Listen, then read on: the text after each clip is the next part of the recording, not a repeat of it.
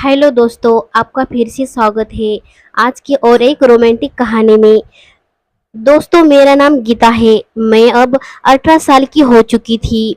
मैं अब जवानी के मोड़ पर खड़ी थी। मेरी जवानी अब उभर कर दिख रही थी। लोगों की नजरें भी अब मुझ पर टिकी रहती थी क्योंकि मैं बेहद ही खूबसूरत हीरोइन ही जैसे दिखने लगी थी। इसी कारण से मेरी माँ भी मेरे ऊपर ज्यादा ही बारीक ध्यान देने लगी थी। मेरे दोनों तरबूज भी अब बहुत ही बड़े बड़े हो चुके थे। मेरी माँ हमेशा मुझे कहती थी, बेटी अपने इन तरबूजों को ढक कर बाहर जाया करो। तेरा ऐसा बाहर निकल कर जाना अच्छा नहीं लगता।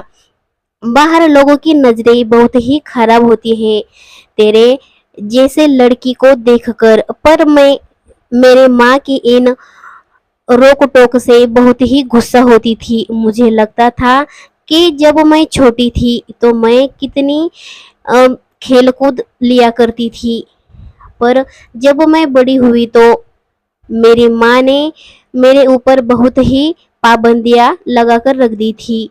मेरे पिताजी तो काम करने के लिए शहर गए हुए थे।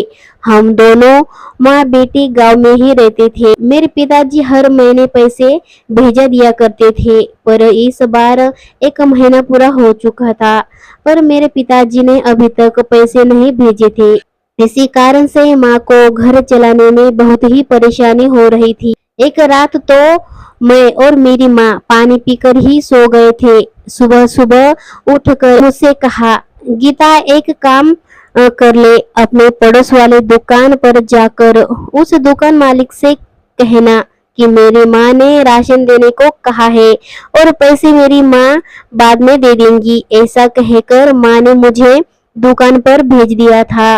मैं दुकान पर गई तो दुकान मालिक मुझे बहुत ही बुरी नजर से देखते हुए कहने लगा था, कहो गीता, क्या चाहिए?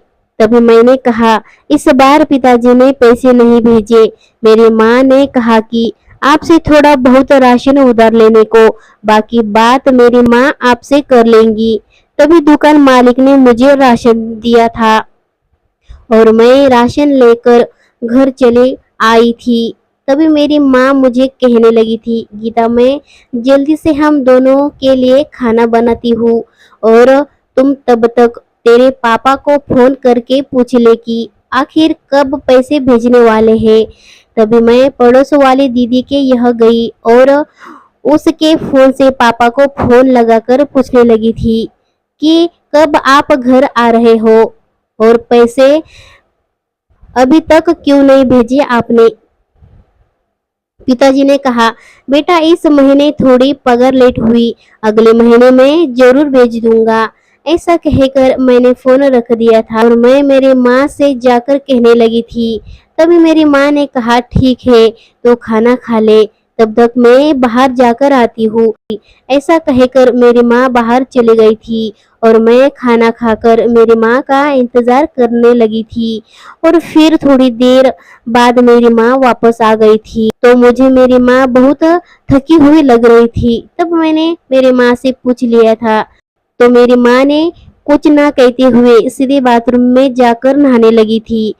तब मेरे कुछ भी समझ में नहीं आ रहा था कि मेरी माँ आज दो बार क्यों नहा रही है, क्योंकि मेरी माँ सिर्फ एक बार ही नहाती है, पर आज दो बार क्यों? आखिर क्या कारण हो सकता है माँ के दूसरी बार नहाने का? यही बात मुझे समझ में नहीं आ रही थी और मुझे ये बात बार बार खटक रही थी। और मैंने माँ से पूछ लिया था कि माँ, आज तुम दूसरी बार क्यों नहाई? तो माँ ने मुझे कहा, तो क्यों मुझसे ज्यादा सवाल जवाब कर रही है? क्यों दूसरी बार नहाने से क्या हुआ?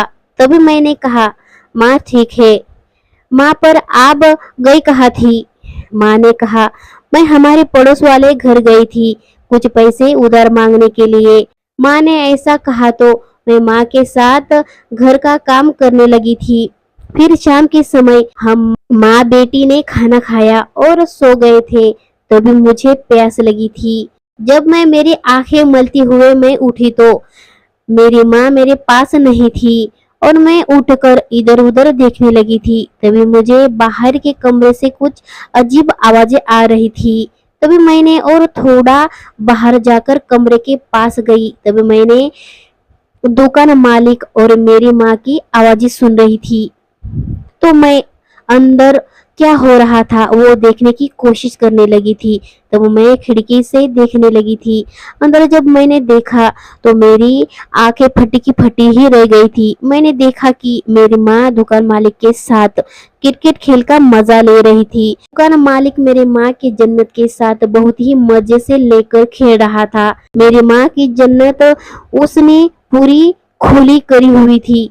मेरी माँ के तरबूज को भी वो मजे से खा रहा था और मेरी माँ भी मजे ले रही थी। मेरी माँ के गुफा के अंदर उसका नागराज बहुत ही जोर जोर से वो डाल रहा था। तब मुझे समझ आ गया था कि मेरी माँ आखिर दूसरी बार क्यों नहाई थी और क्यों मुझे दुकान मालिक ने मेरे माँ से कहने पर ढेर सारा सामान दिया था। मेरी माँ की जन्नत के साथ वो दुकान मालिक बहुत ही बुरी तरह से क्रिकेट खेल रहा था और मेरी माँ मालिक को कह रही थी, बस करो मेरी बेटी जाग जाएगी, बहुत टाइम से तुम मुझे कर रहे हो। तब दुकान मालिक कहने लगा था, बस और थोड़ा सा, समझो मेरा होने ही वाला है। तभी उसने पूरा पानी मेरे माँ के गुफा के ऊपर ही डाल दिया था। अब वो दोनों संतुष्ट हो गए थे। तब मैं भागते हुए मेरे बिस्तर पर आ गई थी और चुपचाप से लेट गई थी। और फिर वो दुकान मालिक मेरे माँ के साथ कमरे से बाहर आया और चला गया था। तभी मेरी माँ साड़ी ठीक करते हुए मेरे पास आकर सो गई थी। और फिर उस दिन से मेरी माँ रोज दुकान मालिक के साथ क्रिकेट खेल का मजा लेने लगी थी और मैं रोज रात में उन दोनों का खेल देखकर मजा लेने लगी थी। और उसके बाद मेरे अंदर भी वो सब करने की इच्छा हो रही थी और फिर मैं भी रोज रात के समय मेरी गुफा में मूली डालकर क्रिकेट खेल का मजा लेने लगी थी। तब से मैं भी अच्छे करने वाले को ढूंढ रही थी मेरी गुफा की आग शांत करने के लिए। मेरी माँ के कारण मुझे वो आदत भी पड़ चुकी थी और फिर मुझे मेरे पड़ोस का एक लड़का भाग आया था। उसका नाम शकील अहमद था। दिखने में वो बहुत ही जबरदस्त था और उसके बाद से मैं उसके साथ रात के समय क्रिकेट खेल रही थी। वो मेरे तरबूज को बहुत ही मजे से खा रहा था। मैंने उसके साथ करते हुए मेरी गुफा की सील भी तोड़वा ली थी। मेरी माँ दुकान मालिक के साथ थी और मैं मेरे पड़ोस के लड़के के साथ थी। हम दोनों माँ बेटी रोज रात में उन दोनों के साथ क्रिकेट खेल के मजा ले रही थी और फिर मजे के साथ साथ उन दोनों से पैसे लेकर ऐश कर रहे थे। दोस्तों, कैसी लगी आपको मेरी यह छोटी सी प्यारी सी कहानी? कमेंट करके ज़रूर बताइए और इस तरह की रोमांटिक कहानी का मज़ा लेने के लिए हमारे इस वीडियो को लाइक और चैनल को सब्सक्राइब ज़रूर करें। धन्यवाद।